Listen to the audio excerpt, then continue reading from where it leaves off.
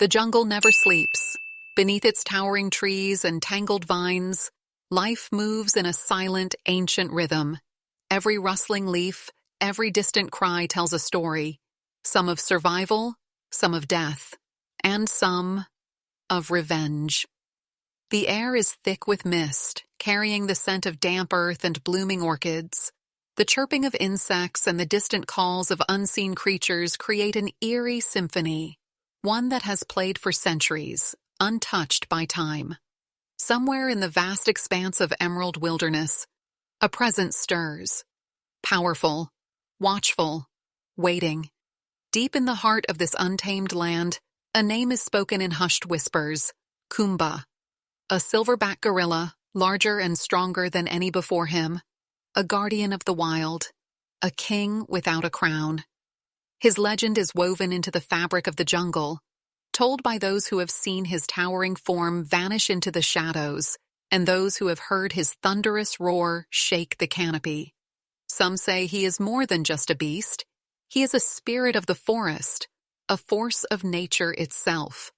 To the poachers who dare trespass into his domain, he is a nightmare lurking just beyond the reach of their rifles. But today, something is different. The jungle feels disturbed. A new presence slithers through the undergrowth. Not a predator, but something far worse. Boots press into the soft soil, leaving prints where none should be.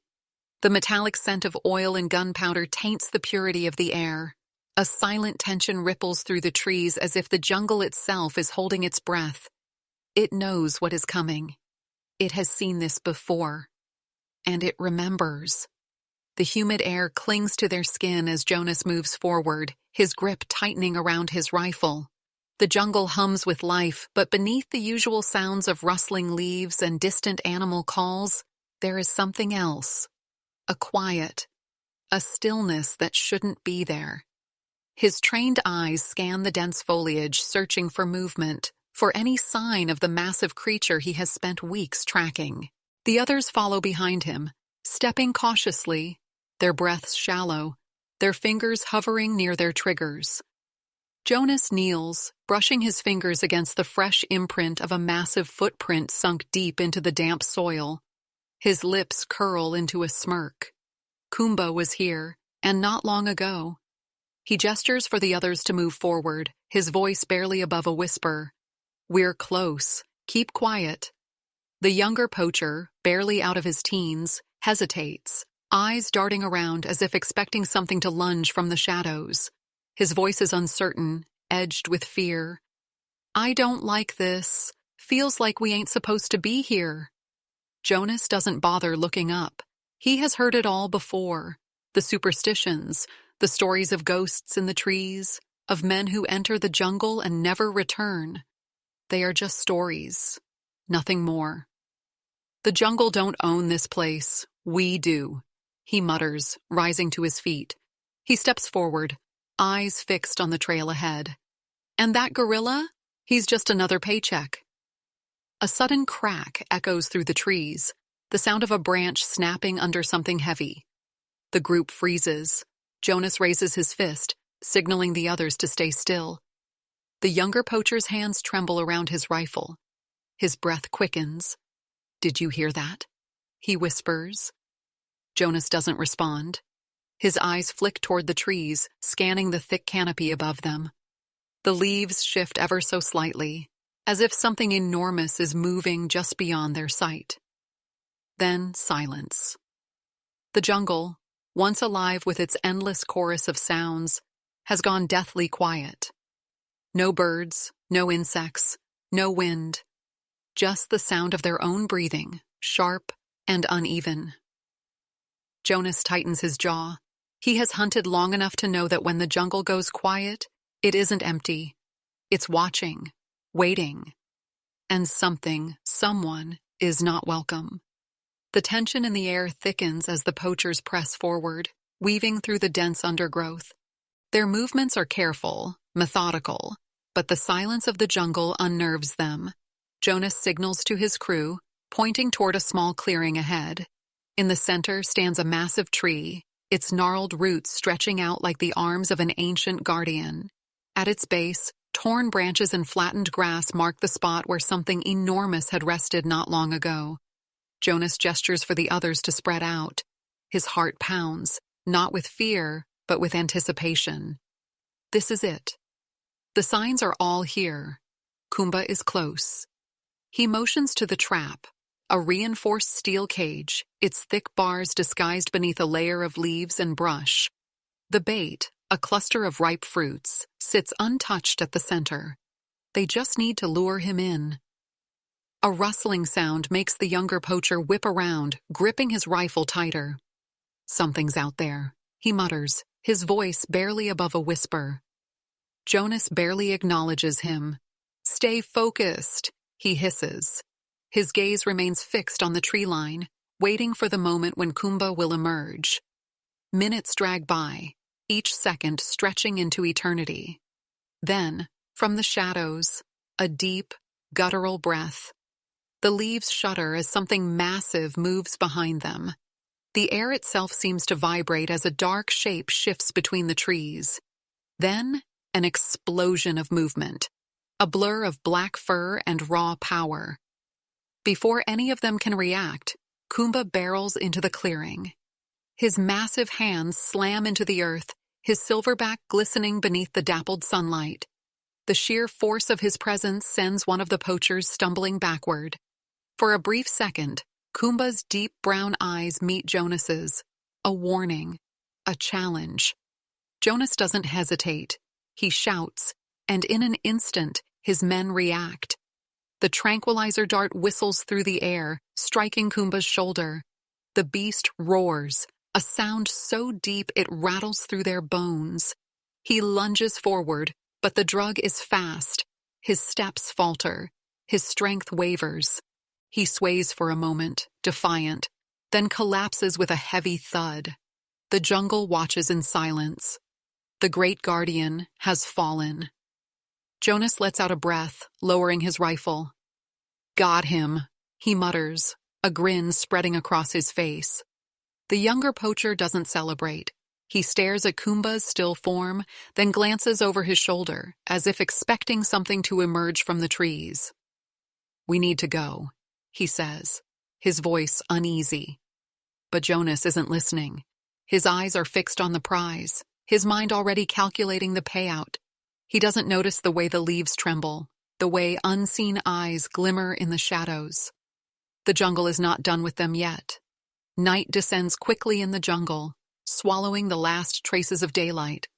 The thick canopy above traps the humid air, making the atmosphere feel heavy, suffocating. Jonas and his crew set up camp near the caged silverback, their lanterns casting flickering shadows across the forest floor. Kumba lies motionless inside the reinforced steel bars, his deep, steady breathing the only sign that he still lives. The tranquilizer has done its job, but something about the scene feels wrong. The younger poacher sits near the fire, glancing over his shoulder every few seconds. His fingers fidget with a loose thread on his sleeve. We should leave, he murmurs. I don't like it here. Jonas scoffs, tossing another log into the flames. Relax. We've got him. By morning, we're rich men. A sharp crack echoes in the distance. The conversation stops. The flames flicker as a sudden breeze cuts through the clearing. The jungle, so full of life just hours ago, has gone eerily silent. No insects, no birds. Only the occasional creak of shifting branches, as if something unseen is moving just beyond the firelight. Then, the first scream.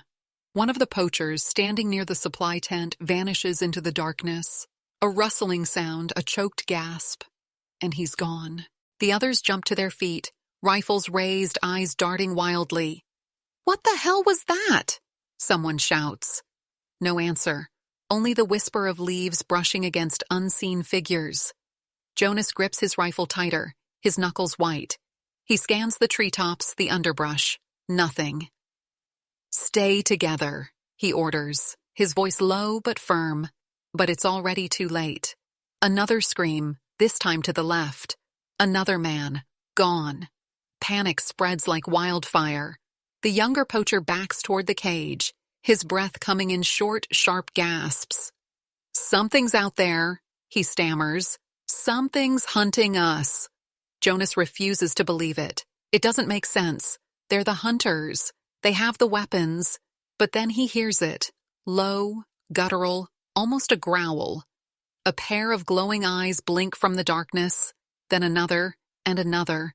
Shapes move between the trees, massive, shifting shadows. Jonas finally understands. They didn't just take Kumba. They took a king from his kingdom. And now the jungle has come to take him back. Chaos erupts in the camp. The poachers scramble in every direction, rifles swinging wildly. But the jungle is no longer just trees and shadows. It is alive. Eyes gleam from the darkness. Silent figures move between the branches, and the air is thick with the heavy scent of earth and something deeper, something primal. Jonas spins around, his breath sharp, his pulse pounding in his ears. Another scream cuts through the night, then silence. A second man is gone. The younger poacher stumbles backward, his rifle shaking in his hands. "We need to run," he cries. "We need to—" His words are cut off as a massive figure crashes from the trees, slamming into him with terrifying force. He disappears into the undergrowth, his screams swallowed by the dense jungle. Jonas barely has time to react before another shape moves, faster than he thought possible. A blur of black fur, powerful limbs, flashing teeth, the sound of crushing bone. Another man is down. The jungle, once silent, is now filled with the sounds of something ancient, something furious. Jonas turns to the cage. Kumba is still inside, but his breathing has changed. Slower, deeper. Then, impossibly, his eyes open. A sick feeling coils in Jonas's stomach. He thought the tranquilizer would last longer. He thought the steel bars would hold. He thought— A deep, rumbling growl cuts through the night. Kumba shifts, his massive muscles flexing as his fingers curl around the bars. There's no hesitation, no struggle. With one monstrous heave, he rips the door clean off its hinges. Jonas stumbles backward, his mind racing. This isn't happening. It can't be happening. But Kumba rises to his full height, towering over him, his dark eyes locked onto the last remaining poacher. Jonas raises his rifle, hands shaking. But he knows this won't end with a bullet. It never would have. The jungle belongs to Kumba. And now, so does Jonas. Jonas staggers backward, his breath ragged, his rifle slipping from his trembling hands. His mind screams for him to run, but his body refuses to move. Kumba steps forward, his deep brown eyes locked onto the last man standing. There is no rage in them, no blind fury. Only judgment. The judgment of a king reclaiming his throne. Jonas swallows hard, his pulse hammering in his ears. He knows he has no chance. The jungle has already taken the others, swallowed them whole like they never existed. He is alone now, standing before something far greater than himself. Kumba lets out a low rumble, more than a growl, an unspoken warning. He could end Jonas in a single breath, with the force of one mighty strike. The poacher knows this. He braces for it, for the end he surely deserves. But it doesn't come. Kumba exhales, deep and slow, and then he turns away. Jonas watches, stunned, as the silverback moves past him, stepping into the trees, disappearing into the darkness like a ghost returning home. The jungle stirs, the shadows shifting, and then silence. It's over. Jonas sinks to his knees, the weight of it all crushing him. His rifle lies useless at his side. His hands tremble, not from fear, but from something deeper. He has spent years chasing creatures through these trees, taking what wasn't his to take, thinking himself untouchable. But now, for the first time in his life, he understands. The jungle is not his to conquer. It never was. He stares into the darkness where Kumba vanished, his heart still racing. Slowly, he rises to his feet, his path forever changed. Jonas the poacher is gone. In his place stands a man who has seen the truth. And the jungle, watching, waiting, will never forget. The first light of dawn breaks through the dense canopy, casting long golden rays over the jungle. The air is thick with the scent of damp earth and morning mist, the remnants of the night's terror lingering like a ghost in the trees. Jonas stands at the edge of the clearing, his body exhausted, his mind lost in the weight of what has happened. The jungle hums with life once more, as if nothing had changed, yet everything has. His hands are scraped, his clothes torn, but he is alive. The others are gone, swallowed by the forest, their fates unknown. He doesn't dare search for them. He knows the jungle has decided. It let him live, not out of mercy, but as a lesson, a warning. He turns toward the mangled cage, the steel door ripped from its hinges, lying twisted on the ground like a forgotten relic. Kumba is gone. The Jungle King has returned to his kingdom, and Jonas knows he will never see him again. He doesn't need to. The message was clear. With a slow, unsteady breath, Jonas steps away from the clearing.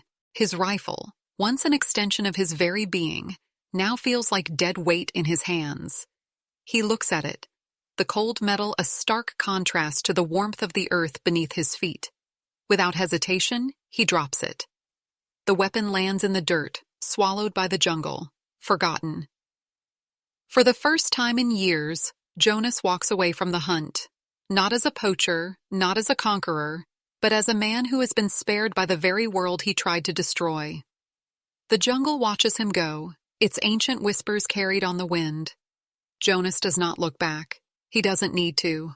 The jungle has already decided his fate, and for the first time in his life, he chooses to listen.